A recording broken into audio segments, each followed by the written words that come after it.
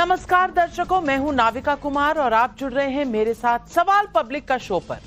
कोलकाता में आज फाइल की लूट हुई, ऐसी लूट जो शायद ही इससे पहले की सियासत में कभी देखने को मिली हो। ईडी ने पॉलिटिकल कंसल्टेंट फर्म आईपैक पर छापेमारी की। छापेमारी कोयला घोटाले के सिलसिले में की गई, लेकिन छापेमारी के दौरान जब ईडी की टीम अंदर थी तब बंगाल की मुख्यमंत्री ममता बनर्जी वहां पहुंच गई। साथ में पुलिस कमिश्नर भी मौके पर पहुंच गए और फिर मौके पर जो हुआ वो आपके सामने।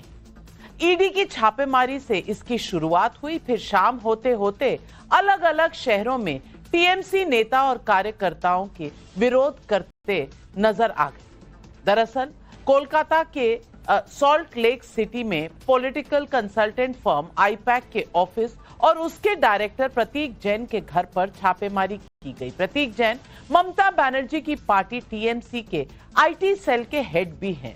लेकिन जैसे ही ममता बनर्जी को छापेमारी की खबर लगी, पहले वो प्रतीक जैन के घर पर पहुंची और फिर आईपैक के दफ्तर पहुंच गई, जहां गजब का हंगामा देखने को मिला।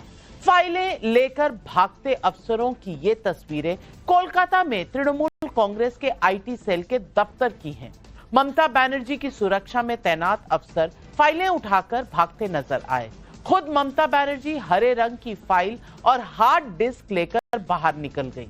अब सवाल है कि आखिर इसमें ऐसा क्या सच छुपा है जिसे दुनिया के सामने नहीं आने दिया जा रहा, वो भी तब जब ईडी की टीम कोयला चोरी घोटाले से जुड़ी मनी लॉन्ड्रिंग मामले की पड़ताल कर रही है। कोल माइनिंग स्कैम में हवाला के जरिए पैसे किस किस को पहुंचे, इसकी जांच की जा रही है। लेकिन ममता बनर्जी ने ईडी पर तृणमूल कांग्रेस के गोपनीय फाइल्स और डेटा जब्त करने का आरोप लगाया। ममता बनर्जी ने बीजेपी और गृह मंत्री अमित शाह पर निशाना साधा और कहा कि ईडी की छापेमारी राजनीतिक साजिश है।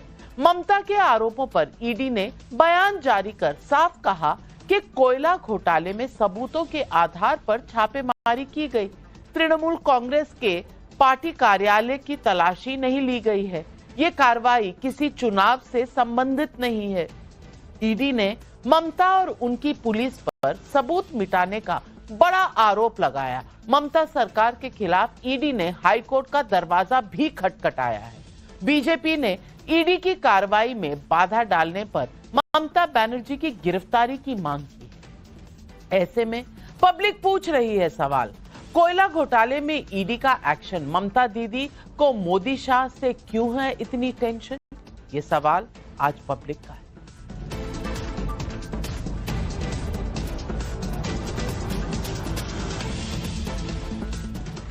आईपैक के दफ्तर में ईडी की छापेमारी के बाद ममता बनर्जी ने पूरे बंगाल में हर ब्लॉक में प्रदर्शन का ऐलान कर दिया। खुद ममता बनर्जी पार्टी नेताओं और कार्यकर्ताओं के साथ कोलकाता में प्रदर्शन करने लगी। हावड़ा समेत कई जगहों पर तृणमूल कांग्रेस के कार्यकर्ता प्रदर्शन करते नजर आए। गुस्से से लाल ममता बनर्जी ने न सिर्फ ईडी पर संगीन आरोप लगाए, बल्कि बीजेपी और गृह मंत्री अमित शाह पर निशाना साधते हुए क्या कहा, आप खुद सुनिए।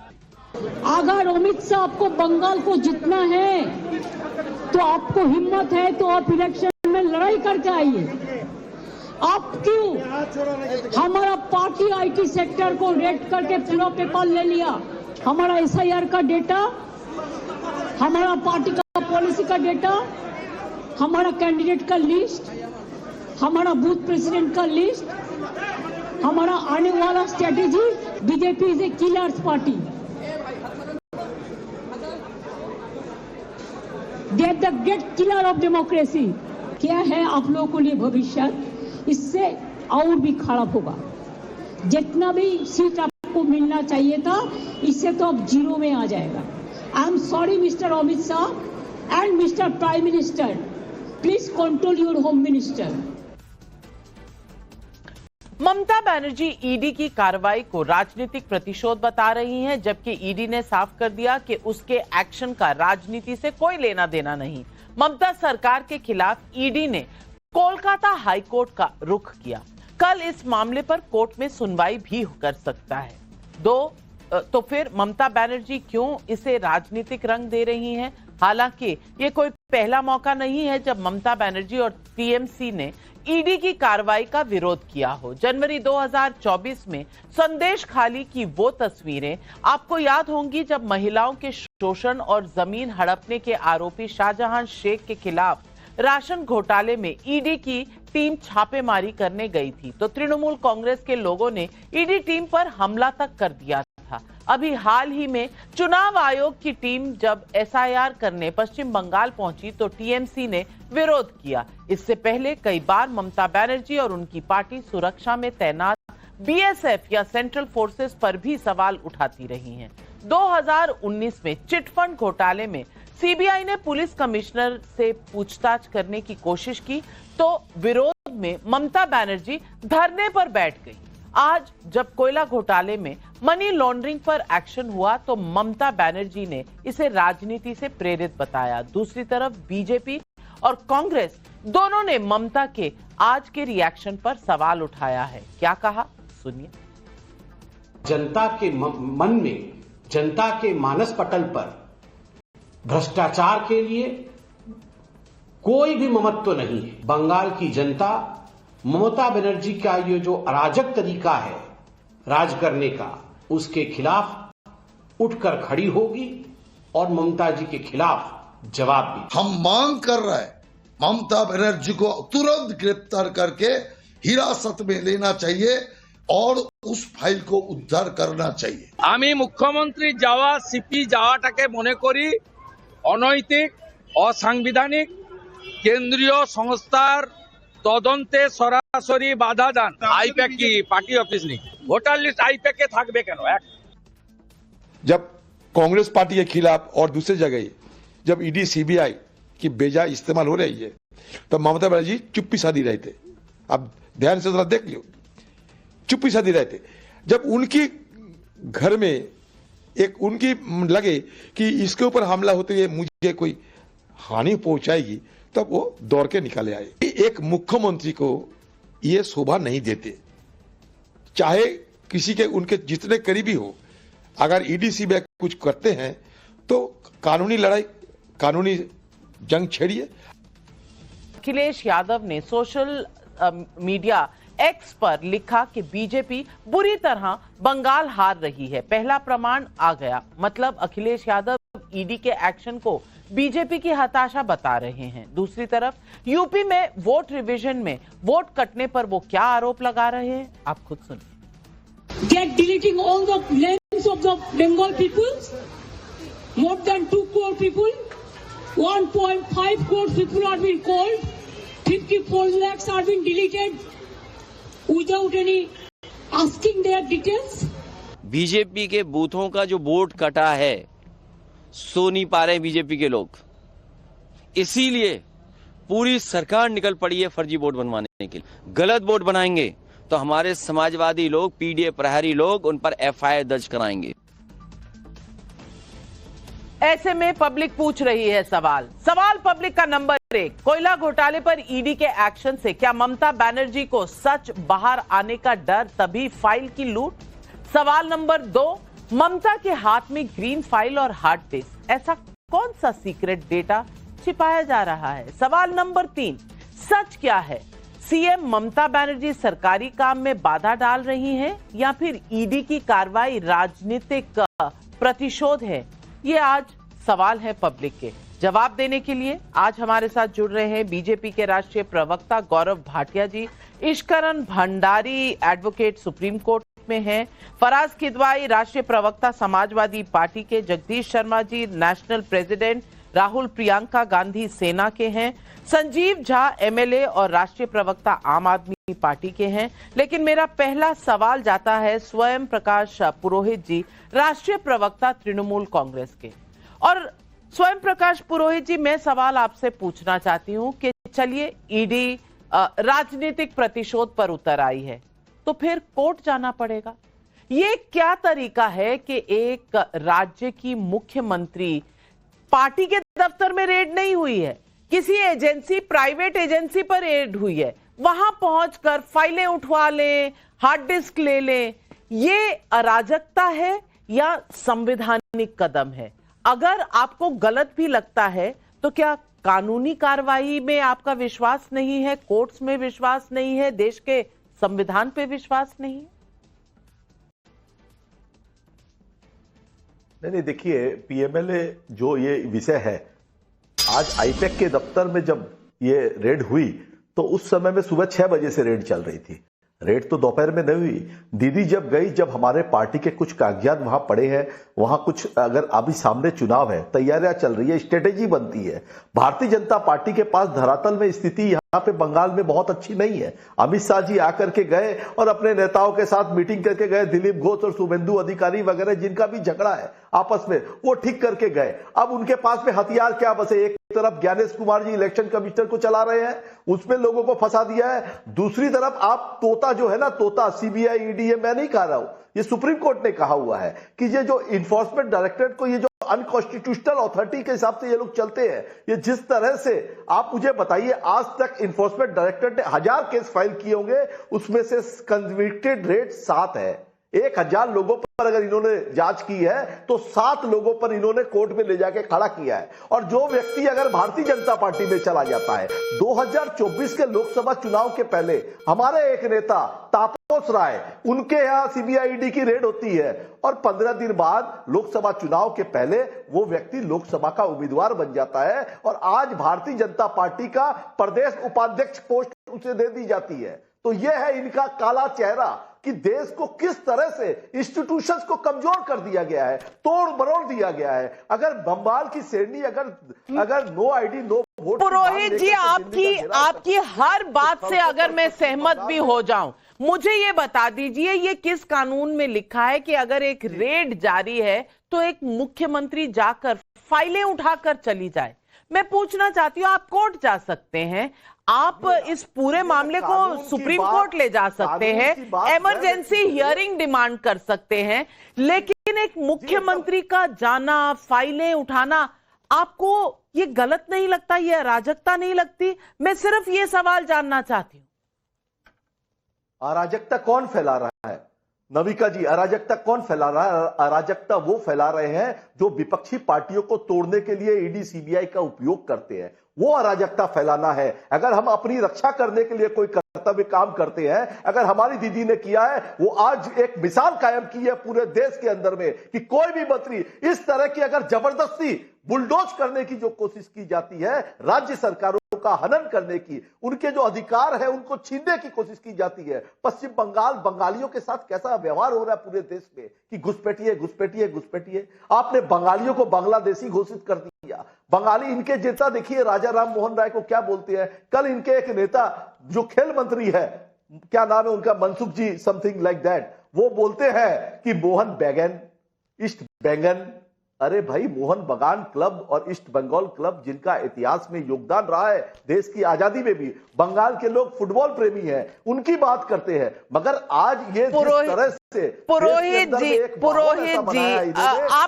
आपको राजनीतिक तौर पर जो भी बातें बुरी लगती हैं वो अपनी जगह है, लेकिन गौरव भाटिया जी, मैं आपसे पूछना चाहती हूँ, क्या ये एक इत्तेफाक है कि जब भी इलेक्शन होता है ईडी सीबीआई पहुंच जाती है, उसी स्टेट में पहुंचती है जहां चुनाव होता है? ये हम 10 सालों से एक ऑपरेशन देख रहे हैं और इस तरह के आरोप जो हैं आप पर हर बार हर चुनाव से पहले लगते हैं।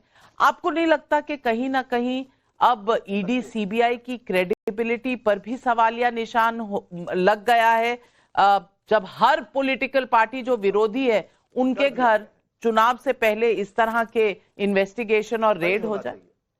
नहीं होना चाहिए,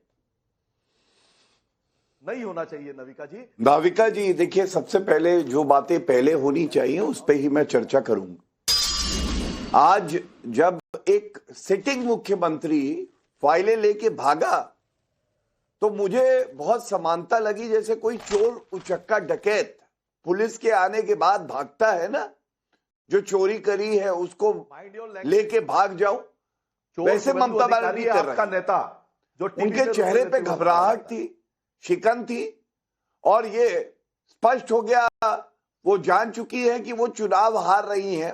और चोर जब पकड़ा जाता है तो वो सबसे पहले क्या करता है, वो प्रमाण नष्ट करता है। जो पुलिस वाले होते हैं उनकी जांच में दखल देने लगता है। वही ममता बनर्जी कर रही थी, क्योंकि मैंने आज तक कभी नहीं देखा कोई मुख्यमंत्री छापा पड़ रहा हो, संविधान की शपथ लेती है, उनको तो साथ देना चाहिए था, वो स्वयं वहां पहुंच गई। फिर मुझे याद आया, मैं आपको बताता हूं, अभी टीएमसी के समर्थक कह रहे थे तोता, तो ये सीबीआई को पिंजरे का तोता सर्वोच्च न्यायालय ने तब बताया था नाविका जी, जब कोलगेट स्कैम कांग्रेस के शासन में हस्तक्षेप कर रहे थे पूर्व कानून मंत्री, और कोलगेट स्कैम की ही जांच अभी ईडी कर रही है, जिसमें अभिषेक बनर्जी का नाम है। अभिषेक बनर्जी के तार ममता बनर्जी से जुड़ते हैं, ममता बनर्जी का घोटाला सामने आने वाला है, इसलिए फाइल को लेके ममता बनर्जी भाग रही थी। दूसरी बात जो बहुत महत्वपूर्ण है, कल उच्च न्यायालय में मामला लगा है, डर गए आप लोग, और बताया जा रहा है ईडी ने याचिका दायर करी है। अब कलकत्ता हाईकोर्ट दूध का दूध और पानी का पानी कर देगा, और मुझे जितना एक्सपीरियंस है मैं ये बता सकता हूं, 2 ऑफेंस करे हैं ममता बनर्जी ने, एक साक्ष्य को नष्ट करने का, दूसरा एक जांच अधिकारी को बीच में रोकने का, जो बीएनएस में अपराध है। और इस श्रेणी में ममता बनर्जी आज पहुंच गई हैं, और अराजक ममता कहा जाए तो गलत नहीं होगा। मैं सवाल पूछना चाहती हूं फराज किदवाई और गौरव भाटिया जी। मैं इतना कहूंगी कि किसी मुख्यमंत्री और संवैधानिक पोस्ट पर बैठी मुख्यमंत्री को चोर उचक्का कहना, मुझे लगता है ये सही बात नहीं है, हमें नहीं कहना चाहिए, परहेज करना चाहिए। कहा, लेकिन चोर, सुनिए, ये मुख्यमंत्री को शोभा देता है फाइल उठा के भागना? नहीं देता, नहीं, बिल्कुल शोभा नहीं देता। और यही सवाल मैंने तृणमूल कांग्रेस के प्रवक्ता से भी पूछा था, बिल्कुल शोभा नहीं देता। लेकिन और गृह मंत्री जी के लिए नास्ती कहना ठीक है, प्रधानमंत्री जी नहीं, वो भी ठीक नहीं है, वो भी ठीक नहीं है, तब भी वो भी ठीक नहीं है। रख के कहा ऐसे चोर उचक्के करते हैं, चलिए, ये नहीं कहा कि ममता बनर्जी है। चलिए ठीक है, मैं आपकी बात मान लेती हूं, लेकिन फराज किदवाई, आज मैं पूछना चाहती हूं कि जो राजनीतिक दल होते हैं, जो राजनीति में होते हैं, वो सत्ता के लिए पाने के लिए हम सब के पब्लिक रिप्रेजेंटेटिव्स होते हैं। अगर पब्लिक रिप्रेजेंटेटिव्स और खास करके एक राज्य की मुख्यमंत्री इस तरह से कानून का उल्लंघन करे, तो आप देश की आम जनता के लिए क्या एग्जाम्पल सेट कर रहे हैं? आप चाहते हैं कि ये अराजकता कल को वो लोग करने लगे जो इस देश के नागरिक हैं? किसी के घर रेड हो तो हम भी चपेट लगाने लग जाएं कि भाई हम मानते नहीं तुम्हें, हटो यहां से, तुम्हारा एजेंडा है कोई मेरे खिलाफ। अगर नेता ये कर सकते हैं तो आम पब्लिक क्यों नहीं कर सकती? और अगर सब ऐसा करने लग जाएंगे तो ये देश कहां जाएगा? इस देश में ये जो संविधान बचाओ आंदोलन आप चला रहे हैं, इसका क्या होगा? मैं पूछना चाहती हूं आपसे बहुत संजीदा सवाल, और सवाल ये है कि आपको लगता है ईडी का जो भी एक्शन है वो गलत है, तो देश में कोर्ट है, कानून है, आप जाकर किसी भी अदालत का दरवाजा खटखटा सकते हैं। लेकिन इस तरह से एक कानूनी कार्रवाई के बीच में बाधा डालना क्या किसी मुख्यमंत्री को शोभा देता है?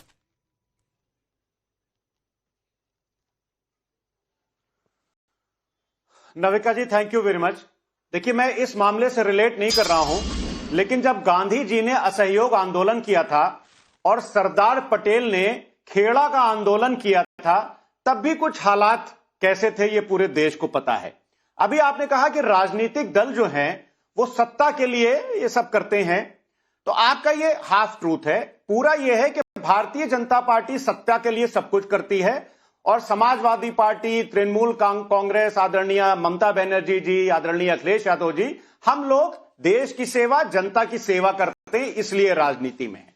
देखिए नविका जी, पैटर्न बिल्कुल साफ है। जहां इलेक्शंस होते हैं वहां घुसपैठिए आते हैं और ईडी भी आ जाती है। दिल्ली में इलेक्शन होता है तो अरविंद केजरीवाल जी का राजनीतिक अपहरण होता है और घुसपैठिए वहां चले जाते हैं। उसके बाद में जब झारखंड में इलेक्शन होता है तो वहां पर राजनीतिक अपहरण होता है वहां के हेमंत सोरेन जी का, जो मुख्यमंत्री थे, और घुसपैठिए भी वहां पर आ जाते हैं। बिहार में जब इलेक्शन होता है तो कुछ ऐसे ही देखने को मिलता है। और अब जब बंगाल में भारतीय जनता पार्टी को अपनी हार बिल्कुल क्लियर दिख रही है, तो भारतीय जनता पार्टी की ईडी जो 2020 में जो केस गोवा के इलेक्शन से पहले शुरू हुआ था, ये अपने दर्शकों को बता दीजिएगा कि ये केस अभी का नहीं है, ये 2021 या 22 का है, गोवा इलेक्शन से ये रिलेटेड है। और तब कहा गया था कि गोवा इलेक्शन में इसके फंड्स यूज हो रहे हैं। तो 4 साल तक ईडी क्या पकौड़े चल रही थी?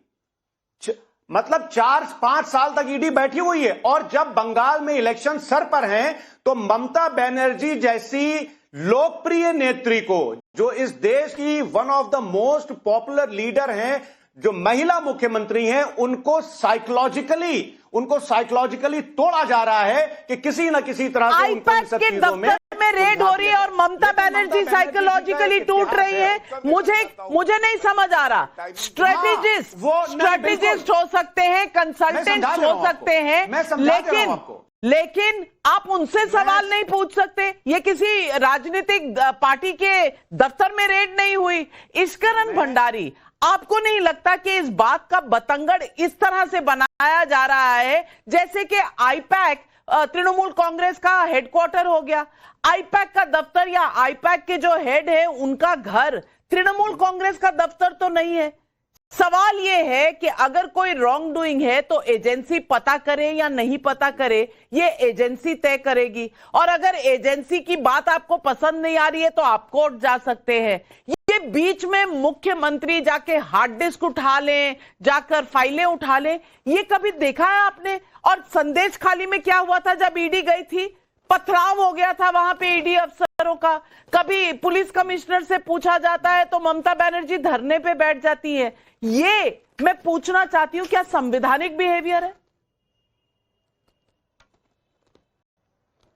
नाविका जी, इसमें 2 पहलू हैं, एक लीगल, दूसरा पॉलिटिकल या रादर मोर सोशल। पहले लीगल बात कर लेते हैं। ये तो सबको ही पता है कि अगर किसी भी जांच एजेंसी की कोई रेड चल रही है तो उसके अंदर जाके आप एविडेंस उठा के वहां से नहीं जा सकते। पर सवाल इसमें ये हो कैसे गया? अगर कोई साधारण आदमी किसी जांच एजेंसी की रेड के अंदर ऐसे एविडेंस लेके बाहर जाए, वहीं पे अरेस्ट हो जाएगा, इमीडिएटली वहीं पे अरेस्ट कर दिया जाएगा। और अगर जांच एजेंसी की रेड गलत है तो आप उसको कोर्ट में चैलेंज कर सकते हैं। आपने जो समन्स है या जो भी कार्रवाई है वो क्वॉश करवा सकते हैं। तो बड़ा सवाल तो ये है कि फाइलें लेके ऐसे बाहर जाना पे जांच एजेंसी ने क्या एफआईआर दर्ज करी है, क्या अरेस्ट किया है, क्या आगे कार्रवाई कर रही है? क्योंकि लीगली किसी भी जांच के अंदर ऐसा बिहेवियर अलाउड नहीं है। ये तो पता ही है सबको। इसमें मतलब आपका हर ऑडियंस को पता है क्या हम डिस्कस कर रहे हैं। दूसरी बात है सोशल और पॉलिटिकल, क्योंकि बहुत देर से ये चली जा रहा है। ये पहली बारी नहीं है कि देश का जो कानून है, अगर कोई भी संस्था उसको काम कर रही है, आपको पसंद नहीं है, आप कोर्ट जाके ऑर्डर लेते हैं। ये आप वहां पे फिजिकली जाएं या ऐसा काम करें, वो मेरे अनुसार तो breakdown of law and order है, जिसके अंदर उचित कार्रवाई करी जानी चाहिए। और जब मुख्यमंत्री जैसे लेवल का व्यक्ति जा रहा है तो वो कितना विटनेसेस को इन्फ्लुएंस हो सकता है, किस तरह वहां पे जांच हो पाएगी, ये सारे कानून के सवाल खड़े हो जाते हैं। आखिरी सवाल ये है कि ये बात जो बार बार आती है, इसमें अब सोशल इंपैक्ट क्या होता है? क्योंकि अब चुनाव सामने है। कई बारी जैसे अरविंद केजरीवाल जब जेल गए थे, उन्होंने बहुत कोशिश करी कि उनको सिंपैथी मिल जाए। और उन्होंने 24 के चुनाव में ये तक कहा कि अगर आप चाहते हैं कि मैं जेल में ना रहूं तो मुझे वोट कर दीजिए, तब भी वो हार गए। तो जनता को अब कोई सिंपैथी नहीं है। जनता को ये लगता है कि जो कानून है वो इंप्लीमेंट हो, कानून ढंग से आगे बढ़े। पर ये जो आज हुआ है बहुत दुर्भाग्यपूर्ण है, क्योंकि अगर सीएम कर सकता है तो कल को क्या कोई प्राइवेट सिटीजन भी ये कर सकता है कि जांच के अंदर डॉक्यूमेंट लेके बाहर चले जाए? ये सबके लिए सवाल है। बिल्कुल ये सवाल है। और संजीव झा, मैं आपसे पूछना चाहती हूं, मैं नहीं जानती चुनाव आएगा तो कौन जीतेगा कौन हारेगा। सब जानते हैं कि ममता बनर्जी बहुत ही पॉपुलर चीफ मिनिस्टर है, उन्हें हटाना आसान नहीं है किसी के लिए। पर चुनाव होता है, दोनों साइड को बराबर की अपॉर्चुनिटी होती है और कौन जीतेगा ये चुनाव में जनता तय करती है। लेकिन चुनाव का बहाना बनाकर एक एजेंसी के प्रेमाइसेस में जब रेड चल रही हो तो मुख्यमंत्री का वहां पहुंचना, मैं दोबारा पूछती हूं, आपको ईडी पर क्रेडिबिलिटी का सवाल है, सीबीआई पर है, आप कोर्ट जा सकते हैं इस देश में। आपने खुद एक अलायंस बनाई है जहां संविधान बचाओ आंदोलन चलाया गया। ये संविधान बचाओ आंदोलन का आज नमूना दिखाया है देश को, जब एक मुख्यमंत्री इस तरह से कर रही है। मैं पूछना चाहती हूं कि पब्लिक फिर क्यों माने लॉ एंड ऑर्डर? सभी लोग सड़कों पे आ जाएंगे, एक दूसरे के कॉलर पकड़ेंगे और कानून गया पता नहीं कहां। ये इस तरह से देश चलेगा क्या? नाविका जी, पहला सवाल ये है कि क्या ईडी एक इंडिपेंडेंट जांच एजेंसी है? क्वेश्चन आएगा नहीं। ये ईडी भाजपा की इलेक्शन मैनेजमेंट डिपार्टमेंट है। क्योंकि जब महाराष्ट्र में पवार साहब का पार्टी तोड़ना हो तो ईडी जाएगा, ठाकरे साहब का पार्टी तोड़ना हो ईडी जाएगा, जहां जहां अपोजिशन मजबूत हो वहां पहले ईडी जाएगा। तो ईडी भारतीय जनता पार्टी की विंग बन के काम कर रही है। अब दूसरा सवाल है कि क्या इससे लॉ एंड ऑर्डर खराब नहीं हो जाएगा? तो फेडरल स्ट्रक्चर को कमजोर करने की जिम्मेदारी फिर ये भारतीय जनता पार्टी की जाती है। वो इसलिए कि जहां जहां चुनाव हो वहां पे ईडी सीबीआई भेजेगी। चाहे बताइए, ये 4 साल पुराना केस है। ये चुनाव के समय में ही जो टीएमसी की इलेक्शन स्ट्रेटजी बना रहा है उसके ऑफिस में तुम जाके रेड कर रहे हो। तो ये साबित कर रहा है कि आप रेड नहीं कर रहे, जाके वहां डेटा उठा रहे हो, चूंकि आप बुरी तरह हार रहे हैं। जिस तरह के शब्द गौरव भाटिया ममता दीदी के लिए उपयोग कर रहे हैं, एक महिला के लिए अक्षम है, नहीं उपयोग होना चाहिए। लेकिन ये मानसिकता इन सब की दर्शाती है। एक बात समझिए आप कि आज पूरे देश में सारे ऑपोजिशन 25 ऐसे ऑपोजिशन के लीडर जो भारतीय जनता पार्टी में शामिल हुआ, ईडी का केस ड्रॉप हो गया, सीबीआई का केस ड्रॉप हो गया। तो क्यों ना मानूं कि ये केवल सीबीआई ईडी का उपयोग करते हैं अपोजिशन को तोड़ने के लिए, कमजोर करने के लिए। आप कहते हैं इक्वल अपॉर्चुनिटी चुनाव में दोनों का, नहीं equal opportunity. Bharatiya Janata party के साथ ईडी है, सीबीआई है, इलेक्शन कमीशन है, सारी एजेंसी पहले उपयोग करते हैं फिर जाते हैं चुनाव लड़ने के लिए। अपोजिशन के पास कुछ नहीं। तो जनता सिखा देगी चुनाव लड़ने के। अरे भाई, जनता सिखा देगी या फिर कोर्ट चले जाइए। ये अपने हाथ में कानून लेने का राइट आपको कौन देता है? गौरव भाटिया, मेरा सवाल इतना है, मेरा सवाल आपसे गौरव भाटिया ये भी है कि क्या ईडी और सीबीआई का दुरुपयोग हो रहा है? इस पर बीजेपी को जरूर जवाब देना चाहिए, लेकिन क्या इसका एकमात्र रास्ता यही है कि सब लोग अपने हाथ में ले लें कानून और फिर ये तो फिर देश के नागरिकों को भी अलाउड होना चाहिए?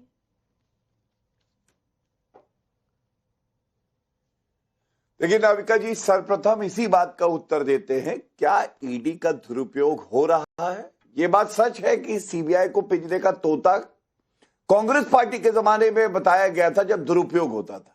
लेकिन आज की डेट में आप याद करिए, 12 पार्टियां सर्वोच्च न्यायालय गई, यही दलील दी ईडी और सीबीआई का दुरुपयोग हो रहा है। सर्वोच्च न्यायालय ने वो याचिका खारिज कर दी। आज आप देखिए, Adhir Ranjan Chowdhury, INDI alliance, Congress, TMC, Aam Aadmi party साथ है। अधीर रंजन चौधरी क्या कह रहे हैं? वो कह रहे हैं ममता बनर्जी को जेल में होना चाहिए, उन्होंने गलत किया। अब आप बताइए, आम आदमी पार्टी अरविंद केजरीवाल के खिलाफ कंप्लेंट किसने डाली थी? कांग्रेस पार्टी ने डाली थी। ये लोग मिलकर चुनाव लड़े थे। और राहुल गांधी ने ममता बनर्जी के लिए क्या कहा था? शारदा नारदा घोटाले में कहा था सबसे ज्यादा भ्रष्टाचारी कोई है तो ममता बनर्जी है। और सपा की बात कर लेते हैं, मुलायम सिंह यादव जी के शब्द हैं कि कांग्रेस पार्टी ईडी सीबीआई का दुरुपयोग करती है, बहुत ही घटिया पार्टी है। अब आप मुझे बताइए, हम पे सवाल क्यों है? जो बात आप कह रही है नाविका जी, मैं आपको उत्तर देता हूं। आप कह रही है चुनाव से पहले होता है, यही बात आरोप लगाया गया। मेरे हाथ में 2022 का एक ऑर्डर है, देखिए, कोलगेट, ये कोल स्कैम का ही है। अभिषेक बैनर्जी सर्वोच्च न्यायालय गए थे, इन्होंने कहा निरस्त किया जाए मामला, पूछताछ के लिए ईडी बुला रही है। सर्वोच्च न्यायालय ने कहा निरस्त नहीं करेंगे भाई, ईडी तो सवाल जवाब करेगी, कानून में सब बराबर है, हाँ कलकत्ता में करेगी। तो ये 2022 में है, कौन से चुनाव थे? चुनाव तो खत्म हो चुके थे। और आप मुझे बताइए, सोनिया गांधी, राहुल गांधी से ईडी ने पूछताछ करी 3 साल पहले, तब कौन से चुनाव थे? ना लोकसभा थे, ना दिल्ली के चुनाव थे। और इसी तरह से कार्ति चिदम्बरम, पी चिदम्बरम, तमाम ऐसे नेता हैं जिनसे कोई चुनाव नहीं था, पूछताछ हुई। कहने का लब्बो लवाब यह है, अगर आपको परेशानी है ईडी सीबीआई से, आपका ये अधिकार है, आप न्यायालय जाइए, दरवाजा खटखटाइए, लतड़वाइए उन्हें, लेकिन अब यो मैं कहने जा रहा हूं, सुनिए, 2019 में सीबीआई अफसरों को पीटा गया, किसके द्वारा? टीएमसी के गुंडों द्वारा। जनवरी 2024 ईडी के अफसरों को पीटा गया, किसने? टीएमसी के गुंडों ने। शाहजहां शेख को बचा रही थी, ईडी के अफसर को पिटवा रही थी। और अप्रैल 2024 में एनआईए के जो अफसर गए पश्चिम बंगाल, उनको पीटा गया क्योंकि वो एक बॉम्ब ब्लास्ट की विवेचना कर रहे थे। मतलब गुंडे कौन है? टीएमसी वाले। और मैं ये बड़ी जिम्मेदारी से कहता हूं, वर्दी पे हाथ उठाएंगे तो अच्छा नहीं होगा, ये बात जान ले। ये भारत हमारा है, ये कानून से चलेगा, गुंडा राज से नहीं। ममता की गुंडागर्दी खत्म होनी चाहिए। पश्चिम बंगाल पुरोहित जी जवाब दीजिए, बार बार ऐसा क्यों होता है? और पब्लिक भी सवाल पूछ रही है। रोहित कुमार रांची झारखंड से पूछ रहे हैं, एक सीएम होते हुए जिस तरह से ममता बनर्जी फाइल लेकर गई, क्या इससे साफ जाहिर नहीं होता कि दाल में तो कुछ काला है? प्रोदीप्तो सरकार का कोलकाता से सवाल है, अगर आईपैक कोयला घोटाले में शामिल नहीं है तो फिर ममता बनर्जी को जांच से किस बात का डर? राहुल सिंह गोंडा यूपी से पूछ रहे हैं, जिस तरह से ममता बनर्जी ने सरकारी काम में बाधा पहुंचाई, क्या अखिलेश यादव की पार्टी उसे जायज मानती है? ये सवाल पब्लिक पूछ रही है। पुरोहित जी जवाब दीजिए। नविका जी देखिए, सर्वप्रथम मैं गौरव भाटिया जी की एक बात का जवाब देना चाहता हूं। इनको चोर शब्द से बहुत प्रेम है, चोर शब्द। 2014 में एक ऐसी सरकार आती है देश में, नरेंद्र मोदी की सरकार, अब की बार मोदी सरकार। वो सरकार आने के बाद 2016 के विधानसभा चुनाव के पहले इनके नेता धर्मतल्ला में एक मीटिंग करते हैं और नारा लगाते हैं, भाग मुकुल भाग, भाग मुकुल भाग। और मुकुल रॉय भाग करके जो टीएमसी में थे वो भाजपा में चले जाते हैं। उसके बाद आ जाइए 2016 से 2021 के चुनाव में, 21 के विधानसभा अभी कहां है? एक मिनट बताइए जरा, झूठ मत बोलिए। अभी कहां है मुकुल रॉय? में टीवी में रुपया लेते हो। मुकुल रॉय किस पार्टी में है? अभी बताइए जरा। भाग मुकुल भाग। चोर तुम लोग हो। नहीं, आपसे सवाल पूछूंगा, पूछूंगा भाई, गुंडागर्दी है। सुनिए संतान से जुदा कर दोगे। नोटबंदी के बाद गुंडागर्दी है। मुकुल रॉय किस पार्टी में है जरा बताओ? भाग मुकुल भाग। कितने रुपए बदली हुए उसकी किस पार्टी में है पूछा? सीबीआई ने जांच की। हवा निकल गई। आपने उन्हें बोलने दे रही है। आप हवा निकल गई मुकुल रॉय पे देगी, आप उन्हें चुप करिए। अरे सेल गोल एक एक करके भैया, नए गौरव भाटिया जी एक एक करके मैं आपको काउंटर का समय दूंगी। पहले पुरोहित जी बोले, फिर आप काउंटर करिएगा। जी पुरोहित जी देखिए भाग मुकुल भाग, भाग शुभेंदु भाग, भाग फलाना भाग करते करते ये प्रतीक जैन तक पहुंचे हैं। देखिए प्रतीक जैन अगर गलत है उस व्यक्ति जेल में होना चाहिए, हम उसको बचाने नहीं जाते हैं हमारे नेता। मगर देश का गृह मंत्री जाता है हेमंत बिस्व शर्मा के ऊपर में श्वेत पत्र जारी करता है, 15,000 करोड़ का चोर बोलता है, और वो आज मुख्यमंत्री है आसाम का। शर्म नहीं आती है इनको चोरी के ऊपर में ईडी सीबीआई करते हुए? देखिए अगर जो व्यक्ति ममता बनर्जी पर अगर आपके सारे सवाल अपनी जगह हैं, लेकिन पुरोहित जी आप कह रहे हैं आप अगर प्रतीक जैन को नहीं बता रहे, आईपैक को नहीं बचा रहे, तो ये रेड के बीच में बाधा क्यों डाली? इसका कोई तो जवाब देंगे ना आप। बाधा क्यों डाली आपने अगर आपको छुपाने के लिए कुछ है नहीं और आप प्रोटेक्ट नहीं कर रहे हैं किसी को? और सीबीआई के जवाब नहीं, प्रोटेक्ट हम अपने जो फाइल्स है, हमारी जो स्ट्रेटजी है उसको हम चाहे ईडी के जो अधिकारी जा करके, वो इन्फोर्समेंट डायरेक्टर नहीं है, इलेक्शन डिपार्टमेंट के लोग हैं, वो इलेक्शन के लिए पहले ऐसे आते हैं और ऐसा काम करते हैं। ये पूरी जनता बहुत बड़ा आरोप लगा रहे हैं, बहुत बड़ा आरोप लगा रहे हैं। वो ईडी के ऑफिसर नहीं है, वो इलेक्शन कमीशन के ऑफिसर है। गौरव भाटिया जवाब दीजिए। एकदम अधिकार के साथ कह रहा हूं। आप मुझे बताइए कि अगर देखिए ऐसा है, निर्वाचन आयोग संवैधानिक संस्था है और ममता बनर्जी का रुख ये है कि हम एसआईआर नहीं होने देंगे, मतलब संवैधानिक संस्था में आस्था नहीं। एनआरसी संवैधानिक प्रक्रिया है और रिप्रेजेंटेशन ऑफ पीपल्स एक्ट में कौन नागरिक है कौन नहीं है ये निर्धारित करने के लिए है। ममता बनर्जी कहती है एनआरसी लागू करोगे तो गृह युद्ध हो जाएगा। आपको ईडी सीबीआई में विश्वास नहीं है। विश्वास किस में है? अरे विश्वास मैं बताता हूँ, शाहजहां शेख में है। नाविका जी आप में विश्वास नहीं है, आप भारतीय नागरिक हैं और आप मुसलमान नहीं हैं। लेकिन अगर रोहिंग्या आता है जो मुसलमान है तो विश्वास है। दूध देने वाली गाय बनना पड़ता है दुलत्ती खाने के लिए। और ममता बनर्जी कहती है कि दूध देने वाली गाय तो मुसलमान है, हिंदू तो जय श्री राम बोलेगा तो चमड़ी उधेड़ दूंगी। आज अराजकता की मूर्ति, आपने न्याय की मूर्ति सुना होगा, अराजकता की कोई मूर्ति है जिसके एक हाथ में पत्थर है और एक में तलवार है, और कर क्या रही है, वो अपने ही नागरिकों का वध करने में लगी हैं, वो है ममता बनर्जी। और मैं बताना चाहता हूं, अभी टीएमसी के समर्थक कह रहे थे नाविका जी कि हम तो बचा नहीं रहे प्रतीक जैन को। मुख्यमंत्री दौड़े दौड़े घर चली जाती हैं, एक हरी फाइल, पता नहीं उसमें क्या राज छुपे हैं, उसको लेके भागती है। तो इससे ज्यादा क्या बचाओगे अपने आप को और एक आरोपी को? अब और ये हरी फाइल में पूरे देश का इंटरेस्ट हो गया है, पूरा देश जानना चाहता है इस हरी फाइल में क्या है। भाई जो चीज आप छुपाओगे बचाओगे तो जनता तो सस्पेंस के पीछे जाना चाहेगी, मेरे जैसे पत्रकार भी जानना चाहेंगे कि हरी फाइल में है क्या।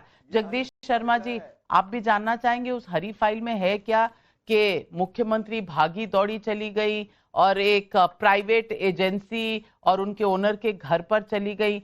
मैं पूछना चाहती हूं कि संविधान बचाने वाले अगर संविधान तोड़ेंगे तो देश कहां जाएगा? देखिए नाविका जी, अभी आपने स्टार्टिंग जो करी थी कि फाइल की लूट मच रही है बंगाल में। सही मायने फाइल की लूट नहीं, वोटों की लूट का मामला है। और वोटों की लूट में आज के टाइम में इनके पास जो सीबीआई है, ईडी है, चुनाव आयुक्त है, ईवीएम है, काफी एजेंसियां मिलकर काम कर रही हैं। इनका मकसद सिर्फ चुनाव लूटना है। हमारे अभी सिटिंग मुख्यमंत्री की बात करें तो सिटिंग प्रधानमंत्री चुनाव के वक्त में 10-10 हजार रुपए महिला को दे देते हैं। क्या इस पर चुनाव को नहीं बोलना चाहिए? पर मैं समझता हूं भारतीय जनता पार्टी या देश के प्रधानमंत्री अपना विश्वास भारत में खो चुके हैं। हर आदमी को पता है कि वोटों की चोरी हो रही है, लूट हो रही है, हर आदमी समझ भी रहा है। चुनाव कराने का मतलब नहीं, अभी आपने कहा कि मुझे नहीं पता ममता जी जीतेंगे हारेंगे, लेकिन मुझे पता है विश्वास जीत चुका है। कोलंबिया, थाईलैंड में मसाज कराते वोट थे, ये तय है। ये लड़ाई इसी चीज की हो रही है। पहले केजरीवाल को निपटाया, मायावती को निपटाया और अखिलेश को निपटाने की कोशिश की। अगर नीतीश साथ में होते तो उनको भी निपटा देते। अब बंगाल की बारी है। ये तय है कि ममता जी को भारतीय जनता पार्टी ने वोट चोरी लेकिन जगदीश शर्मा जी, मुझे घोर ऑब्जेक्शन है आपके स्टेटमेंट से। निपटाया का क्या मतलब है? यानी कि आप कह रहे हैं कि जनता बेवकूफ है जो वोट देती है? क्या आपको कर्नाटक में जिताती है, हिमाचल में जिताती है, तेलंगाना में जिताती है, तमिलनाडु में दूसरी पार्टी को जिताती है, बंगाल में ममता बनर्जी को जिताती है? आप पब्लिक को कुछ मानते ही नहीं है। आप मानते हैं कि हर काम सिर्फ ऐसे ही हो जाता है। मैं इसे जनता का अपमान मानती हूं और जनता पूछ रही है। सत्यम कुमार थाने से पूछ रहे हैं, केंद्रीय एजेंसियों से उलझना क्या ममता बनर्जी की रणनीति का हिस्सा है? क्या इससे बंगाल का नुकसान नहीं हो रहा? प्रभु नारायण पांडे का सोनभद्र से सवाल है। जो लोग संविधान को खतरे में बताते हैं, बतौर सीएम ममता बनर्जी ने जो किया उस पर उनकी क्या राय है?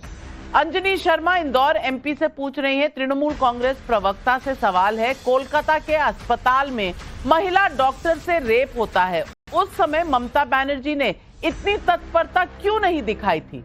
सवाल का जवाब दीजिए पुरोहित जी। जी देखिए आज कलकत्ता में रेप हुआ तो हमारी मुख्यमंत्री उस समय भी सड़कों पर उतरी और उन्होंने अपराजिता बिल कानून बनाने के लिए गवर्नर तक भेजा, जिसे गवर्नर ने खारिज कर दिया कि आप फास्ट ट्रैक ट्रायल कोर्ट में रेप के केसेस को लेकर के आइए। चाहे भ्रष्टाचार हो, चाहे बलात्कार हो, चाहे कोई भी तरह की अप्रिय घटना हो, दुर्भाग्यजनक है, उसके साथ हम नहीं खड़े हैं। आप मुझे बताइए ना कि भारतीय जनता पार्टी वाले जो बड़े बड़े अकाउंटेबिलिटी की बात करते हैं, दूसरों से सवाल करते हैं, जब देश के अंदर में कोई आपदा आती है उस समय इनके जो नेता है वो क्या करते हैं? क्या रेल मंत्री ने इतनी मौतें हुई, कभी रेल मंत्रालय से कोई अपना नैतिक आधार पर इस्तीफा वगैरह कुछ पेशकश भी किया? नहीं किया। खेल मंत्री ने किया? नहीं किया। इंडिगो के साथ अभी क्या हुआ था कुछ दिनों गौरव भाटिया जवाब दे। मच गई थी। गौरव भाटिया, समय कम है, 30 सेकेंड। उसके खिलाफ कुछ किया? उड़िया अकाउंटेंट पुरोहित जी 30 सेकेंड में आपका सवाल सुन लिया, अब जवाब सुने। स्वयं जी गजनी हो गए, इनकी याददाश्त को तरोताजा कर देता हूं। आरजी कर मेडिकल में पीड़िता को राय दे रही थी मुख्यमंत्री कह रही थी रात में लड़कियों को नहीं निकलना चाहिए, घर से बाहर क्या कर रहे हैं इनके नेता कह रहे थे। और संदेश खाली में जिन महिलाओं का उत्पीड़न हुआ नाविका जी, उनकी एफआईआर नहीं लिखी गई। कलकत्ता हाईकोर्ट ने हस्तक्षेप किया, जब फटकार लगाई ममता बनर्जी को, उसके बाद जो है एफआईआर लिखी गई। तो इनकी गजनी वाली याददाश्त को डाबर का च्यवनप्राश खिला के मैं तरोताजा करता हूं। अरे सुनिए ना, आज हमने एक सर्वे भी किया। हमने सर्वे में जनता से पूछा, कोयला घोटाले में ईडी की कार्रवाई पर ममता बनर्जी के आरोपों को आप कैसे देखते हैं। सैंपल साइज 18,000 लोग। सच उजागर होने से बौखलाहट, 81% लोग यही मानते हैं कि ये ममता बनर्जी बौखला गई हैं। राजनीति से प्रेरित एक्शन 15% लोग कह नहीं सकते, 4%। 81% लोग मानते हैं कि ममता बनर्जी बौखला गई हैं। सवाल यह है कि इस देश में संवैधानिक पदों पे बैठे लोग अगर कानून को अपने हाथ में लेंगे तो इस देश का क्या होगा, जनता क्या होगा, जनता को भी क्या ये राइट मिलेगा? ये सवाल आज पब्लिक पूछ रही है। तमाम पैनलिस्ट को और दर्शकों आपका धन्यवाद करती हूं। नमस्कार। लेती हूं इजाजत, लेकिन जाइएगा मत। सुशांत सिन्हा लेकर आ रहे हैं न्यूज की पांच। कुछ लोग